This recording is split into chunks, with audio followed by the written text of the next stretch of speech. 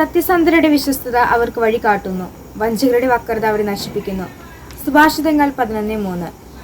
സത്യം നമ്മളിൽ വിശ്വസ്തയോടെ ജീവിക്കുമ്പോൾ പലപ്പോഴും അവഗണിക്കപ്പെടുന്നത് പോലെയും കഠിനമായി പീഡിപ്പിക്കുന്നത് പോലെയും ഒക്കെയുള്ള സാഹചര്യങ്ങൾ ജീവിതത്തിൽ ഉണ്ടാകാറുണ്ട്. കാരണം വഞ്ചകരുടെ വക്രത അവരുടെ സത്യത്തെ പലപ്പോഴും ക്ലേശിപ്പിക്കുന്നു, വേദനിപ്പിക്കുന്നു എന്നുള്ളതാണ്. എന്നാൽ നമ്മൾ മനസ്സിലാക്കേണ്ട ഒരു കാര്യം, നമ്മുടെ സത്യത്തെ എപ്പോഴും, നമ്മുടെ വിശ്വസ്തതയെ എപ്പോഴും പരിഗണിക്കുന്ന ദൈവമുണ്ട് എന്നും വക്രത കാട്ടുന്ന ആളുകൾ ഇപ്പോൾ സന്തോഷിച്ചാലും ആ പ്രവൃത്തിയിൽ നിന്ന് അവരുടെ നാശം ഉണ്ടാകുമെന്നുള്ളതാണ്. നമുക്കറിയാം, ഒരു മാവ് നട്ടുവെച്ചു, അതിൽ നിന്ന് ഒരിക്കലും മുള്ള് അല്ലെങ്കിൽ വിഷം ഉൽപ്പാദിപ്പിക്കുന്നില്ല. നല്ല ചെടി തന്നെയാണ് ഉൽപ്പാദിക്കപ്പെടുന്നത്. ഇതുപോലെ തന്നെ വിശ്വസ്തതാപൂർവം നമ്മൾ നിൽക്കുമ്പോൾ, സത്യസന്ധമായി പെരുമാറുമ്പോൾ നമുക്ക് കിട്ടുന്ന ഒരുപാട് സത്യമായിരിക്കും. പിന്നീട് അതിൽ നിന്ന് പൊട്ടി മുളച്ചു വരാൻ എടുക്കുന്ന സമയമുണ്ട്. എന്നാൽ പിന്നീട് വരുന്ന വിത്ത് പുറപ്പെടുവിക്കുന്ന ഫലം നല്ലതായിരിക്കും.